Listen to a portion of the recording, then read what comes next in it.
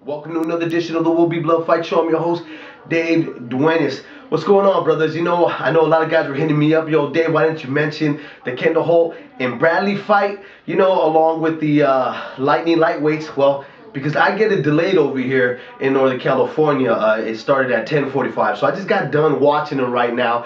So let's talk about the first fight, Andrade, versus Vitaly Cisco. Well, you know what? Andrade, man, is that guy? He's just strong.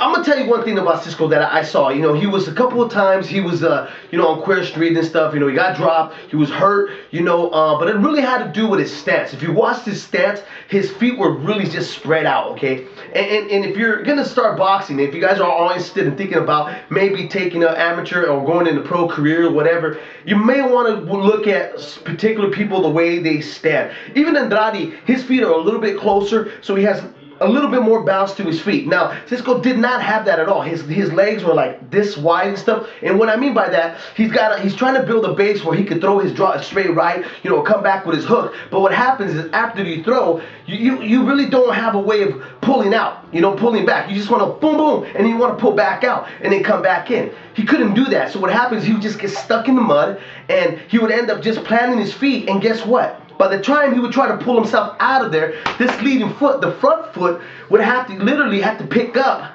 off the ground and then move forward so that he could push off of it to push back. And that's where he was getting himself into a lot of trouble with Andrade and stuff. And Andrade was able to, land some really good shots, and really, at the last round and stuff, Cisco came out and he was landing some horrific shots on Andrade, man. And really, I was just like, God damn, this guy just doesn't quit. You know what I mean? This is a guy, a perfect description was they said that he's an example of a hard working class fighter that just works really hard to get to the point where he's at. And let's not remember, he works at Jack in the Box. That's where he comes from and all that. And I think that's why so many fans fell in love with him, because when he did win his first match and he really got noticed and stuff, he did mention to everybody that he worked with that Jack in the Box and he gave him a shout out. Okay, so I think that's why so many fans are intrigued by him, because he was very humble. And even though he had a bad night with Lusan Butte, he still gave Canada their props. And I'm thinking Butte watched the fight, and I'm pretty sure his people watched the fight, and I'm pretty sure they were all going like, damn, man,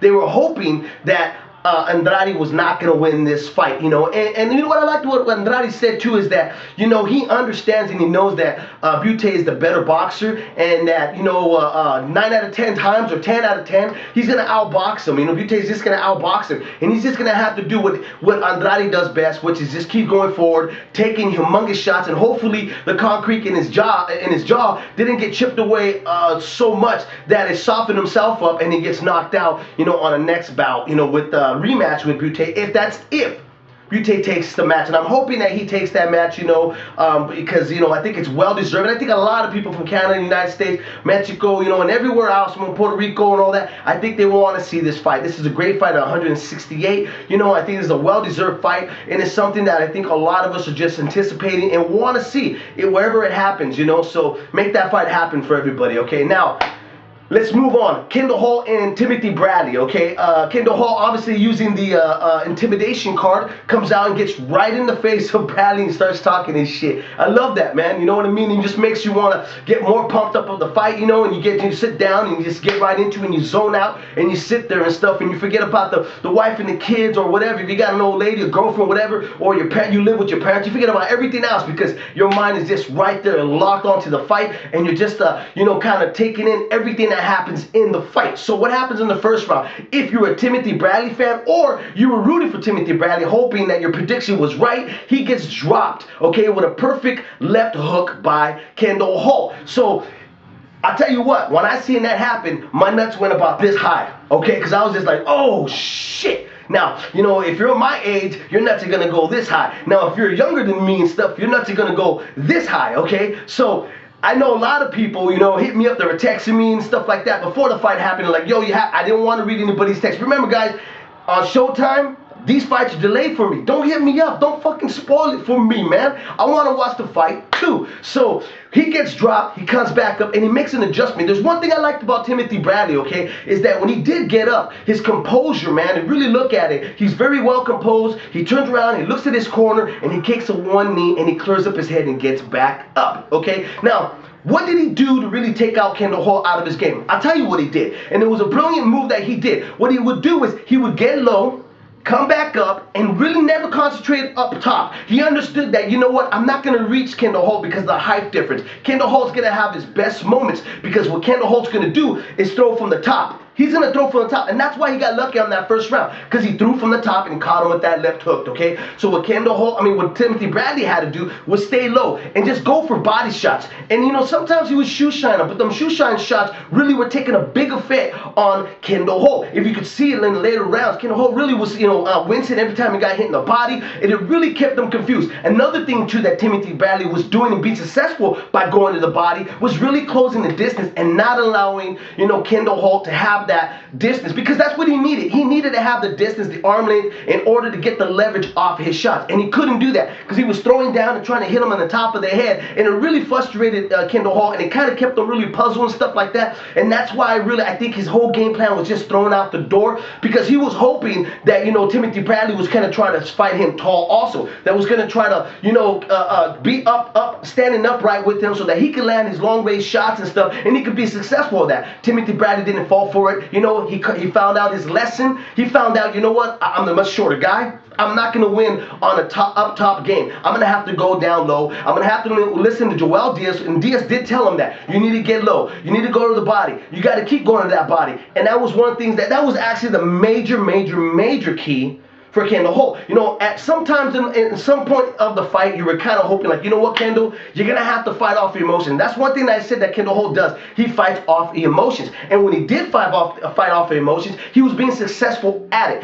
But he was also leaving himself a little bit open, which, Timothy Bradley was able to take advantage. But, Kendall Holt, what he's got to do is just go back, look at the tape, and see a lot of things that he did wrong, which was he walked himself back to those ropes. So he really honestly trapped himself against Timothy Bradley. So Timothy Bradley was able to, get low, go to the body, and come back to the head if he wanted to, but really he did it. What he did is just stay committed to that body. He worked and worked and worked that body. So what that did, it kept Kendall's whole hands down. It kept him right here, so that when he decided to lift him up, guess what? That would give him, Timothy Bradley, the light would light up right away. He'll be like, oh shit, he's gonna throw on top. I'm gonna go down. And he would swoop down and make sure that them shots would just go right over the top of his head. So that was really brilliant for Timothy Bradley. I love this whole strategy. I know some people, it wasn't something that they really want to see. They want to see a shootout and stuff. But these kind of fights too, when you see strategy and you see two guys just trying to figure each other out, is a good matchup and all that. But especially if you're being an amateur fighter and you're looking to go to the pros, these are the kind of fights you got to really look at, because those are the moments that you're going to have to learn how to adjust and figure out, somebody's movement, because you're going to encounter those type of styles when you're walking into the ring. You're just not going to encounter a shootout with somebody, because a lot of the times, if you go pros or you're an amateur fighter, you really don't want to put yourself in those type of positions. You want to be able to adjust, you want to be an intelligent fighter, and you want an everlasting career, okay, because you want to be able to walk away with all your marbles in your head. So Timothy Bradley did a great job. We had Timothy Bradley on Leave It in the Ring live radio show, and he was able to talk to us before the fight. So I'm going to give him a ring up again and see if we can maybe come back on the air with him and Joel Diaz, his coach, and maybe talk about what happened on his knockdown, which was on the first and 12th round, and maybe talk about a little bit about what's going to happen after this now. Now that he's a unified 140 champion, what is next for him? What is in store, and what does he feel like he needs right now in the point of his career to really get it at even a further step ahead, okay? Because there have been some names thrown out there for him, but let's see what he's all about, what he really wants to do and stuff. So I'm going to try to get him back on the show. Now, if you missed the show, we did have Isha Smith, Layman Brewster, and Alfonso Gomez. This week, Thursday, we're going to have Kristen Oriella, and we're also going to have Urbano Antonion, and I'm going to try to get, I'm going to try to get Paul Williams on there too as a special guest along with us to maybe talk about his April 11th fight. So, let's see what I can do and see if I can pull out some more magic tricks out of that hat. Anyways, guys, I'm your host, Dave Duenas. If you guys haven't checked out the website, man, and you haven't joined the forum, what are you waiting for? Go there and jump on there, man. There's a lot of news and stuff like that we've released. Oh, also, if you haven't heard, Victor Ortiz is having a fight coming up. I believe it's in June. And also, Rocky Juarez and Chris John are going to be on the undercard, and it's a rematch and all that. So I'm going to give a ring to also Rocky Juarez también, and see if maybe he wants to come on and leave it on the ring with us and maybe chop it up and talk about what happened on that fight when he had faced Chris John and why is he taking this fight again, okay? So I hope you guys tune in. I hope you guys visit the website, and I hope you guys enjoy this segment of the Will Be Blood Fight.